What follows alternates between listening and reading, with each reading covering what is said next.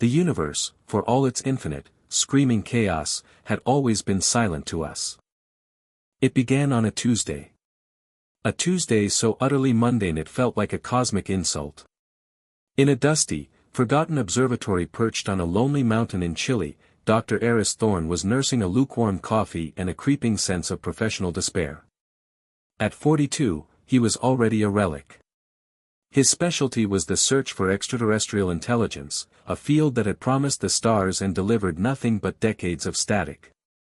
The SETI Institute, once a beacon of hope, was now a niche curiosity, funded by grants and the stubborn faith of a few.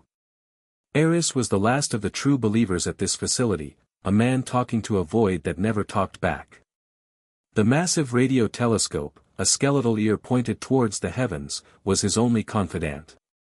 It sang a constant, low-level hiss, the background radiation of the universe, the ghost of the Big Bang itself. It was the sound of nothing. Tonight, the nothing was particularly loud. His screens displayed cascading waterfalls of data, visual representations of radio waves from every corner of the sky. It was a digital symphony of silence. A flicker of a signal from a distant pulsar, the predictable ping of a satellite, the whisper of a distant galaxy. Nothing out of the ordinary.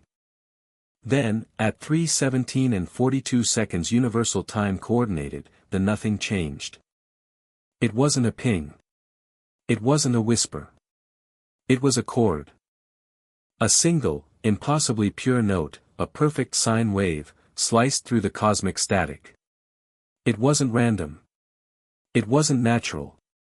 It was structured, deliberate, and it was coming from a patch of empty space between the constellations of Cygnus and Lyra, a region of sky so devoid of interesting objects that astronomers had nicknamed it, the void.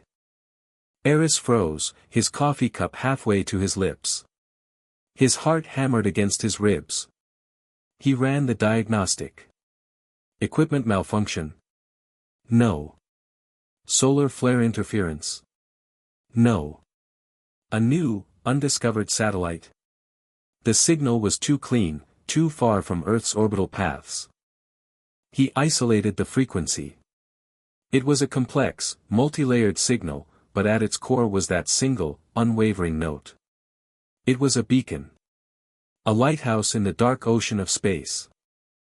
For a full minute, he watched it, his mind racing through every possible terrestrial explanation and finding them all wanting. This was it. This was the moment he had dedicated his life to, the moment he had defended against ridicule and fought for in budget meetings. With trembling hands, he initiated the recording protocols. The observatory's massive hard drives began to spin, capturing every microsecond of the impossible signal. He knew the protocol. He had to verify. He had to be sure. He cross-referenced with the other global radio telescopes in the SETI network. He sent an encrypted, Priority 1 alert to the network coordinator, a stern woman named Dr. Lena Petrova in Germany. His message was simple, stripped of all emotion, Priority 1 signal. Source, RA 20 hours 38 minutes, DEC plus 42 degrees 0 minutes. Unidentified origin. Recording. Requesting immediate verification. The reply came back in 7 minutes. It was just 3 words. Asterisk confirming. Stand by, asterisk. The silence in the observatory was now charged, electric. The hiss of the cosmos no longer sounded like nothing. It sounded like a held breath. The signal wasn't just a note anymore. As he focused the telescope, he saw the complexity within it. It was a cascade of information, a river of data flowing from the void. It was mathematical. It was a language. And it was getting stronger. Eris looked out of the observatory's small, domed window at the first hint of dawn painting the eastern horizon. Down below, the world was still asleep. 7 billion people were dreaming, worrying about their jobs, their families, their bills, completely unaware that the sky had just spoken. The silence was over. The universe had finally answered. And Eris Thorne, a lonely astronomer with a cold cup of coffee, was the first to hear it. He didn't feel excitement. He didn't feel joy. He felt a profound, bone-deep terror. He had spent his life searching for a hello. He never considered that it might be a broadcast of his own address. The next 48 hours were a blur of frantic, clandestine activity. The signal, codenamed Echo 1, was confirmed by every major radio telescope on the planet. It was real, it was artificial, and it was broadcasting from a fixed point in space approximately 150 light-years from Earth. The initial panic among the small group of scientists who knew was replaced by a feverish, obsessive need to understand. The signal was unlike anything they had ever seen. It wasn't a simple message, like the Arecibo message sent to the M13 star cluster in 1974. It was a vast, multi-layered archive. The outer layer was simple, a universal primer. It was a sequence of prime numbers, then a perfect representation of the atomic structure of hydrogen, helium, and carbon, the building blocks of life as we knew it. This was the easy part, the hello that any technologically capable species would recognize. Beneath that layer, the signal became a torrent. It was a Rosetta Stone for the cosmos, and humanity was scrambling to translate it. Lena Petrova, now the de facto head of the Global Response Team, coordinated efforts from a secure bunker in Geneva. The world's best minds, linguists, mathematicians, physicists, biologists, and computer scientists, were pulled into the project, known only to a select few as Project Chimera. They worked in shifts, fueled by caffeine and the terrifying gravity of their task. The signal contained everything. It was a star chart, but not as humans knew it. It was a map from their perspective, detailing galactic currents, stellar nurseries, and cosmic hazards we had never imagined. It included physics equations that made our own theories look like primitive sketches, hinting at the manipulation of spacetime and the nature of dark matter. But the most chilling part of the signal was the biological data. It began with simple cellular diagrams, then progressed to complex anatomical structures. The beings who sent this were not like us. They were silicon-based, not carbon-based. Their biology was crystalline, their life cycle a process of structured growth and resonant energy transfer. They didn't have eyes, they perceived the universe through a sophisticated form of radio wave sonar. They didn't have ears, they felt the vibrations of the cosmos. As the scientists pieced together the biological data, a picture emerged of a being that was both alien and achingly familiar. They had a society. They had art, represented by complex, shifting geometric patterns of light and sound. They had philosophy, encoded in mathematical proofs about the nature of consciousness. They called themselves the Lumine. The name sent a shiver through the team. It meant light, or those who perceive light. It was beautiful, poetic, and utterly terrifying. The most critical breakthrough came from a young linguist named Dr. Kenji Tanaka. He discovered that the signal wasn't just a static archive, it was a living broadcast. It was updating. The Lumine were adding to it, refining it, responding to something. The question that haunted every waking moment was, what were they responding to? The answer came with horrifying clarity. The signal contained a timestamp, a cosmic clock. It also contained a record of its own journey. The Lumine had broadcast this signal in all directions, a galactic, "we are here" message. But the signal that reached Earth was different. It was a focused, targeted beam. A reply. The terrifying realization dawned on Eris, watching from his isolated observatory as the reports came in from Geneva. The Lumine hadn't just sent out a message into the void. They had received a reply. And that reply was us. The signal wasn't just a broadcast of their existence. It was a broadcast of our existence. They had detected our early radio and television broadcasts from the 20th century. The first crackle of television signals, the ghost of a baseball game, the faint echo of a news broadcast, the desperate pleas of a generation staring at the stars and asking, "Is anybody out there?" They had heard our whispers in the dark. And now, they were broadcasting them back to us, and to the entire galaxy, as a preface to their own message. They were saying, "We have found the source of this noise." The signal was a mirror. It showed humanity not only what was out there, but what we looked like to the rest of the universe, a noisy, chaotic, and, for the first time in our history, discovered civilization. The silence was over. We were no longer a species on an isolated planet. We were a node in a galactic network, and our address had just been published. For 2 weeks, the secret held. A handful of scientists and world leaders carried the weight of humanity's new reality. They met in secure facilities, their faces grim, their voices hushed. The question wasn't just, what do we do, but, who are we now? The decision, when it came, was unanimous and terrifying. The truth could not be contained.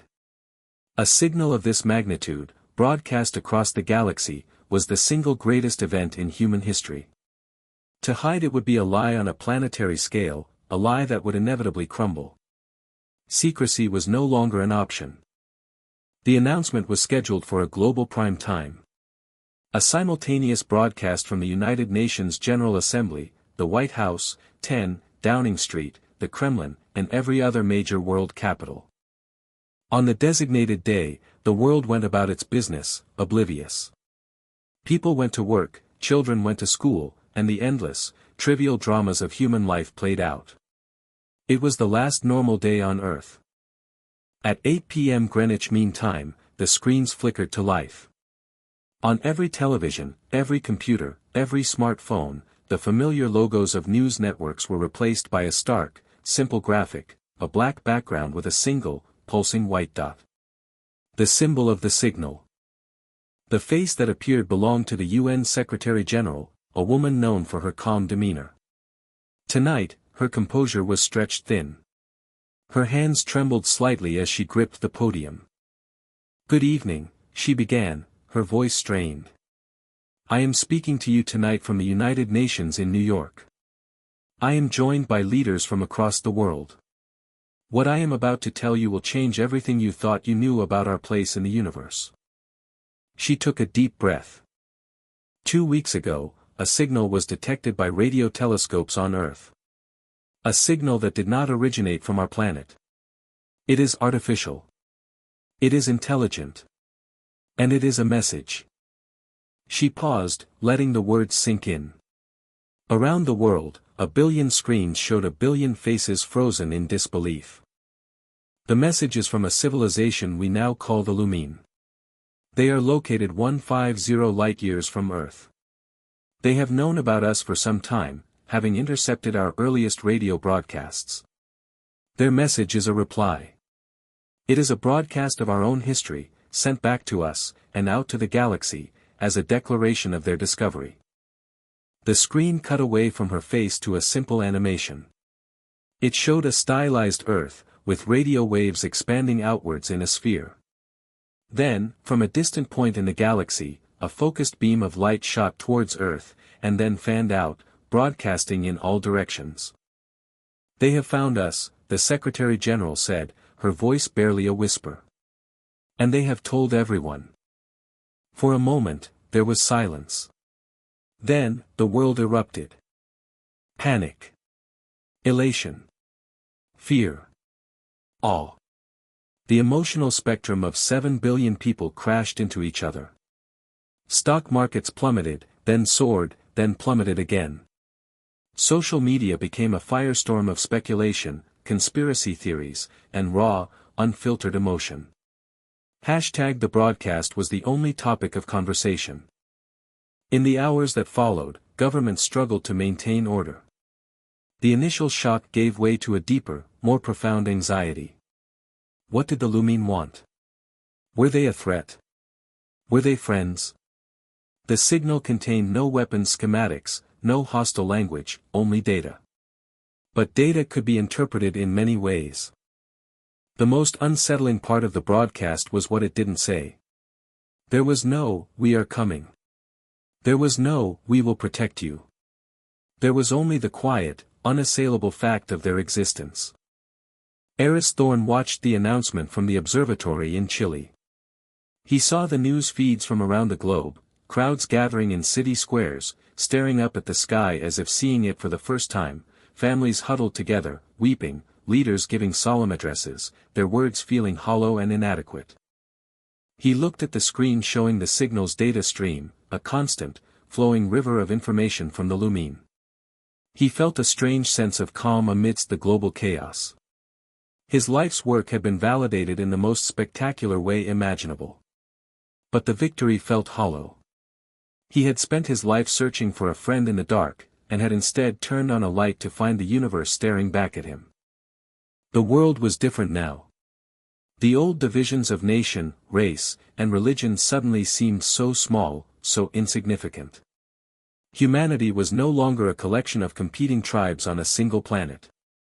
We were a single species, a single civilization, sitting together in a vast, cosmic living room, having just realized we were not alone.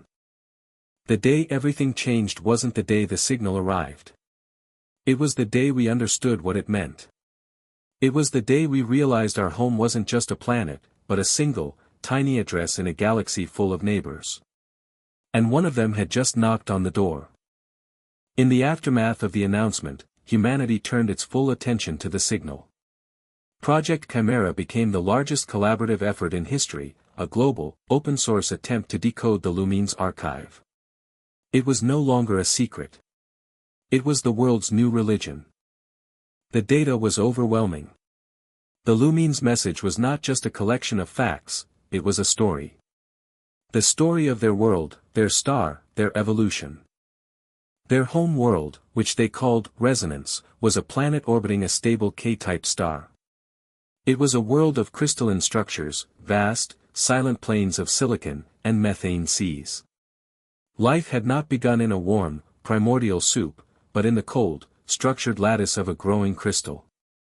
Over billions of years, these crystals had become more complex, developing the ability to process energy and information.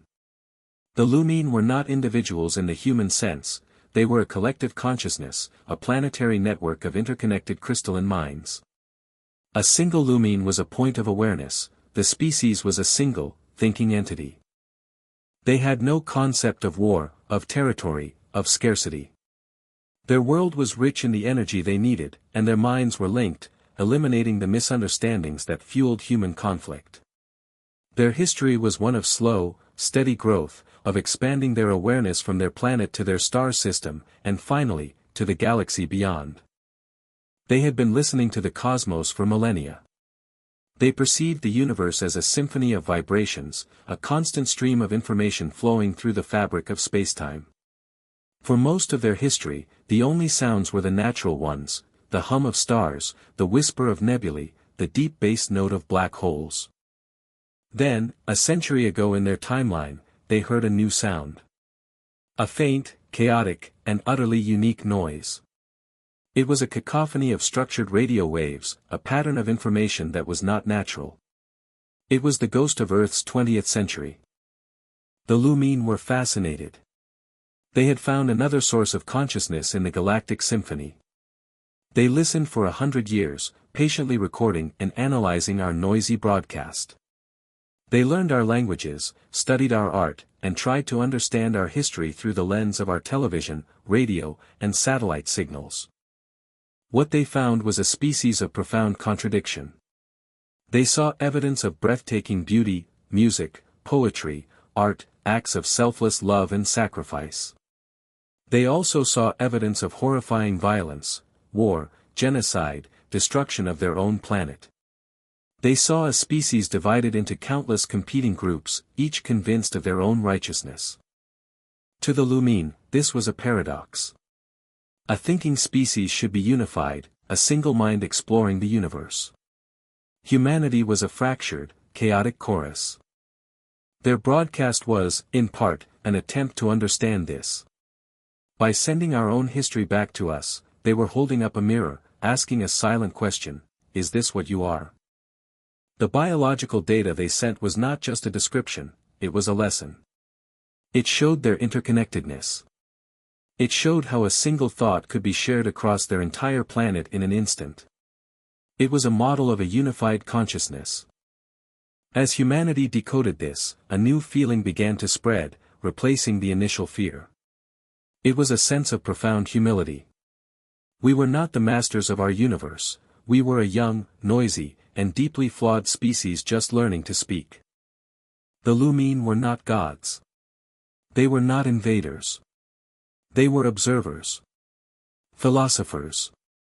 Their broadcast was their treatise on the nature of consciousness, and humanity was the central, chaotic case study. The question on everyone's mind was no longer, are they coming, but, what do they think of us? The answer, encoded in their silent, beautiful data, was that they were watching. They were listening. And they were waiting to see what we would do next. The first year after the broadcast was a year of turmoil and transformation.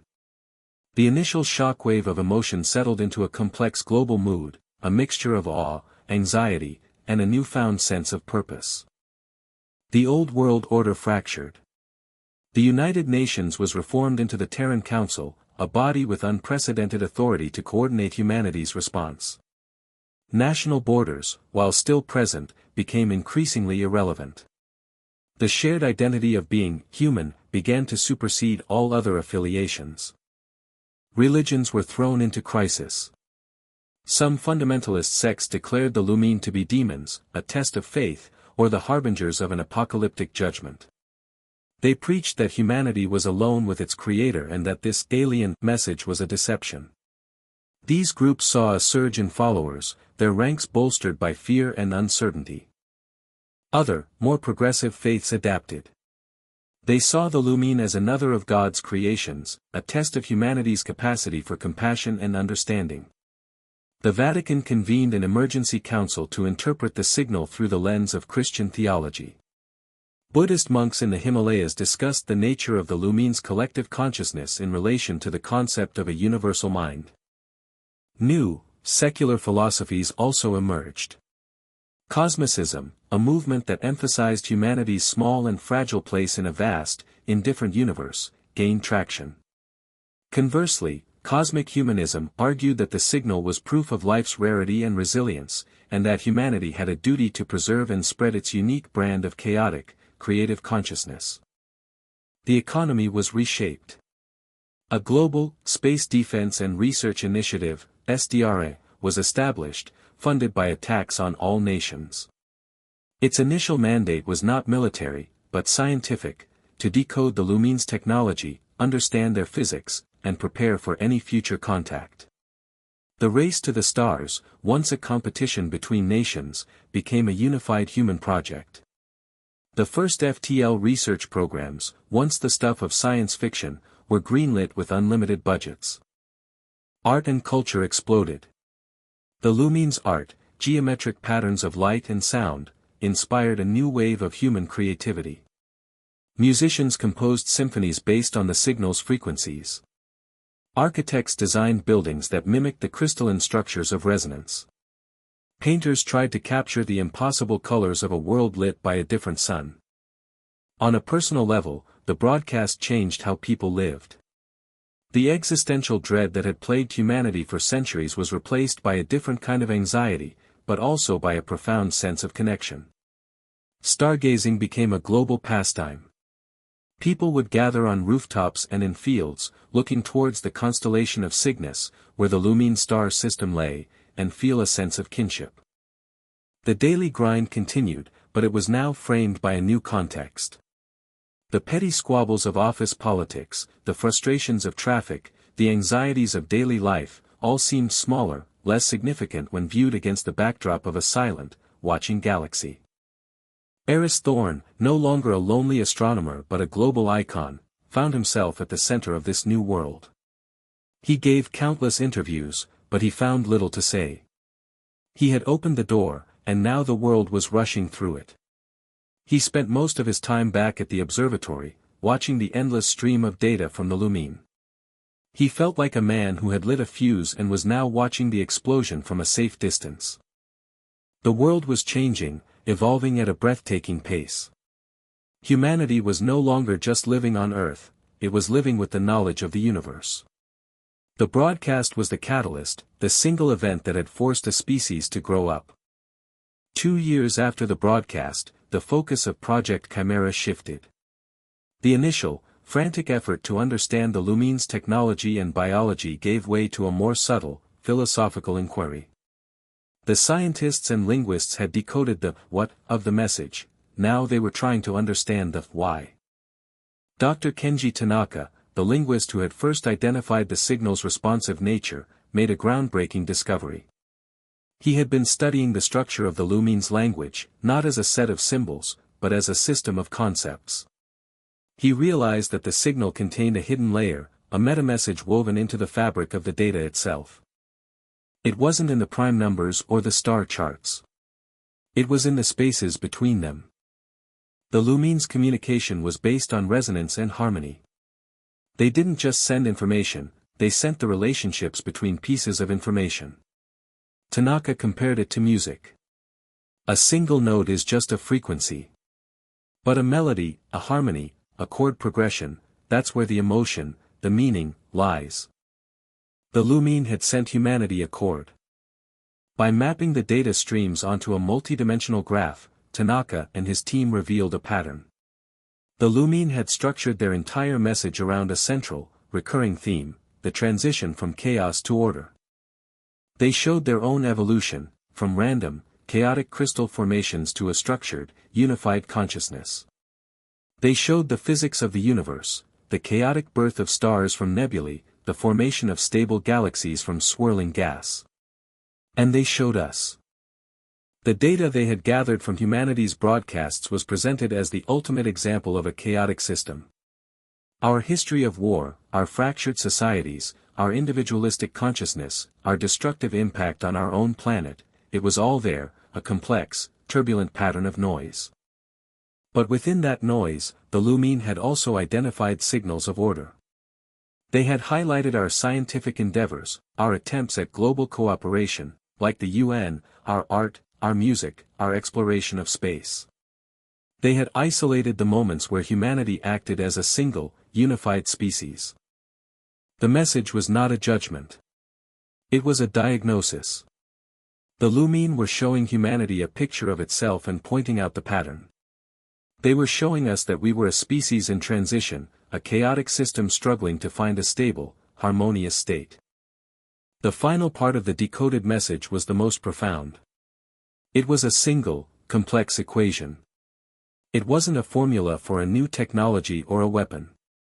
When the physicists ran it through their simulations, it produced a beautiful, stable, and infinitely complex geometric pattern, a visual representation of harmony.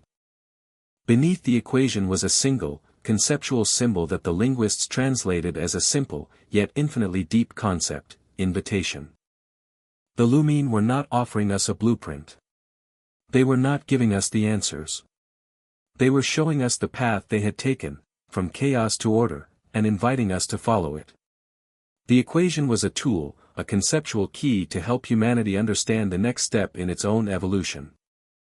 The realization sent another shockwave through the scientific community, and then through the world.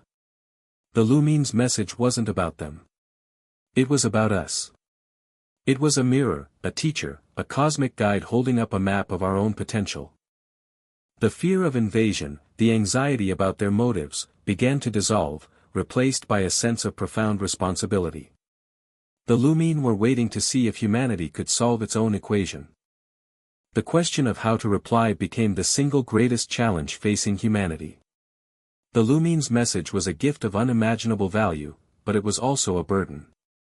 A reply could not be a simple, "thank you." It had to be a statement of who humanity was, and who it aspired to be. The Terran Council established the Reply Commission, a body of scientists, artists, philosophers, and historians tasked with creating humanity's first interstellar message. Eris Thorne and Kenji Tanaka were key members. The process was agonizing. What do you say to the universe? Do you send our greatest achievements? Our deepest fears? Our art? Our science? The debate raged for months. Some argued for a message of pure data, the periodic table, the human genome, a record of our scientific knowledge. Others argued for a more emotional, artistic message, Bach's cello suites, the poetry of Rumi, the images of the Hubble Space Telescope. The breakthrough came from an unexpected source, a child's drawing. A young artist, inspired by the Lumine's geometric art, created a piece that combined human and Lumine styles. It showed a chaotic, splattered background of color, a representation of humanity's messy, individualistic consciousness. But from that chaos, a single, unified spiral was emerging, a pattern of order and beauty. The image went viral. It captured the essence of the human condition, a species born from chaos, struggling, but striving toward something greater. The Reply Commission adopted this as their guiding principle. The message would not hide humanity's flaws. It would acknowledge them. It would be a message of honesty. The final reply was a multi-layered signal, designed in the same format as the Lumine's broadcast. The first layer was a simple, universal greeting, the prime numbers, the structure of hydrogen, a waveform of our sun's unique frequency. It was the hello that any intelligence could recognize. The second layer was a summary of who we were. It included a brief, honest account of our history, our wars and our wonders, our divisions and our discoveries. It included the Lumine's own equation, showing that we understood their message.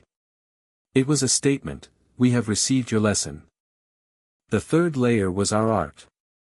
Not just the polished masterpieces, but the raw, chaotic expressions of our culture.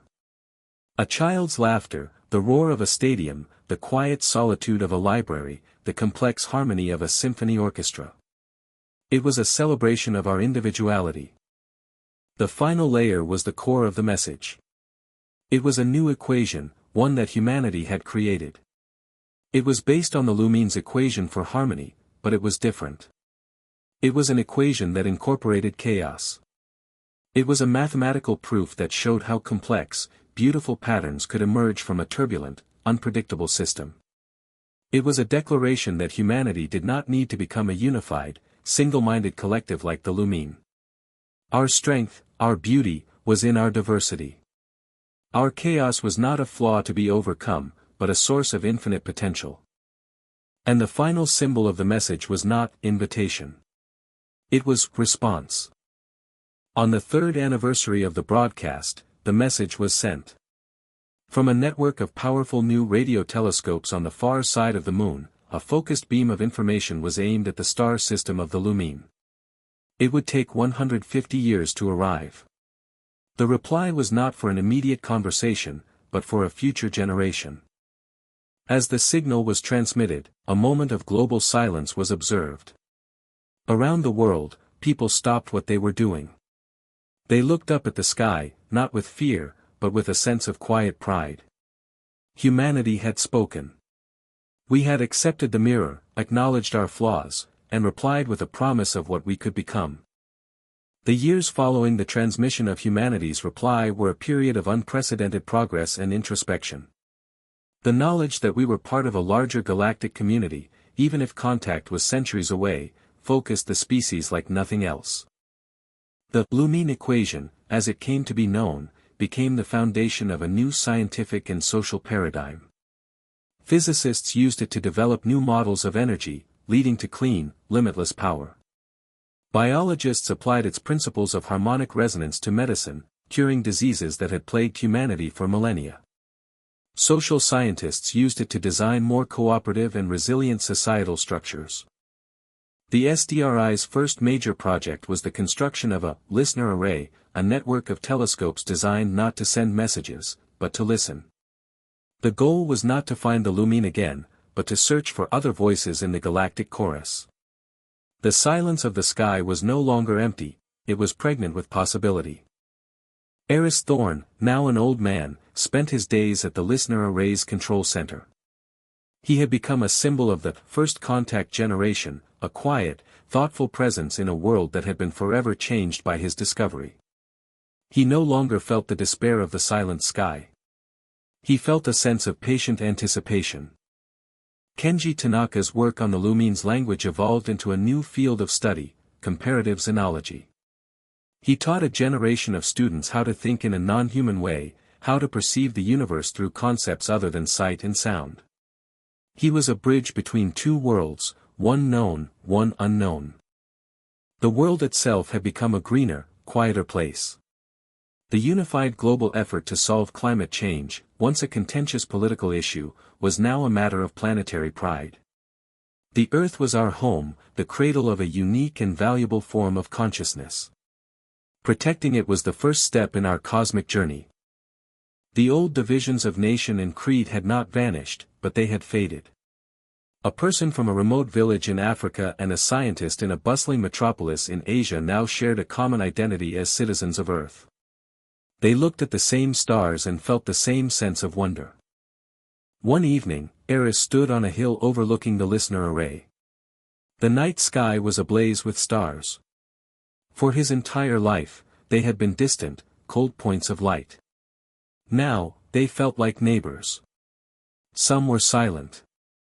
But others, he knew, might be listening. He thought of the Lumine, 150 light-years away. Their broadcast had arrived at Earth. Our reply was now halfway there. A conversation spanning 3 centuries, a single question and answer stretched across the void.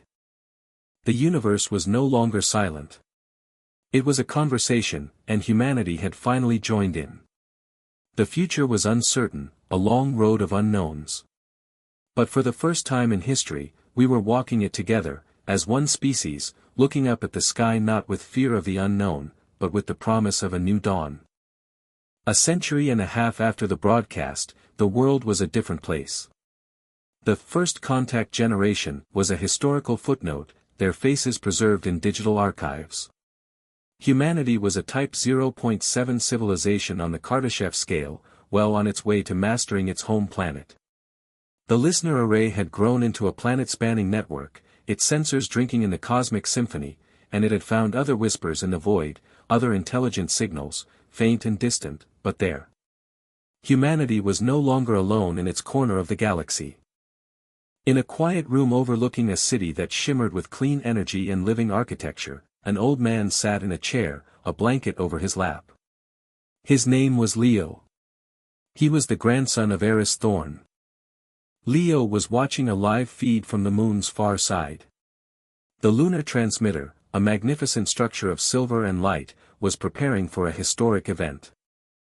Today was the day. The signal from the Lumine, the message that had changed everything, had arrived 150 years ago. The reply sent by humanity, the response, was now reaching its destination. The entire solar system was holding its breath. The message had been broadcast on all public channels. There were no celebrations, no parties. There was only a global, silent vigil. Leo watched as the mission controller, a woman born long after the events of the broadcast, gave the final confirmation. The message has been delivered. The signal is confirmed at the Lumine system. A wave of quiet emotion washed over humanity. It was not the climax of a story, but the end of a sentence in a very long book. The waiting was over. The speaking was done. Now, the listening would begin again. The reply would take 150 years to travel to the Lumine, and another 150 years for their potential response to travel back. The conversation was a slow, patient dance of light and time. Leo looked out at the city lights, then up at the sky, where the first stars were beginning to appear. He thought of his great-grandfather, Eris, a lonely man in a dusty observatory, staring into a silent void. He felt a profound sense of connection to that man, to that moment. The world his great-grandfather had dreamed of was now a reality. Humanity had not been destroyed by the knowledge of the alien. It had been elevated by it. The fear of the unknown had been replaced by a patient, resilient hope. The Lumine had sent a message of invitation. Humanity had replied with a promise. The long wait had begun. It would be a wait of generations, a legacy passed down from parent to child. But it was not a passive wait. It was a wait filled with purpose. A wait during which humanity would continue to grow, to learn, to explore, and to become something more than it was. The story of humanity was no longer a story of Earth. It was a story of the stars. The broadcast was over, but the conversation was just beginning. And somewhere, in the vast, silent darkness between the stars, another civilization was listening, waiting for its turn to speak.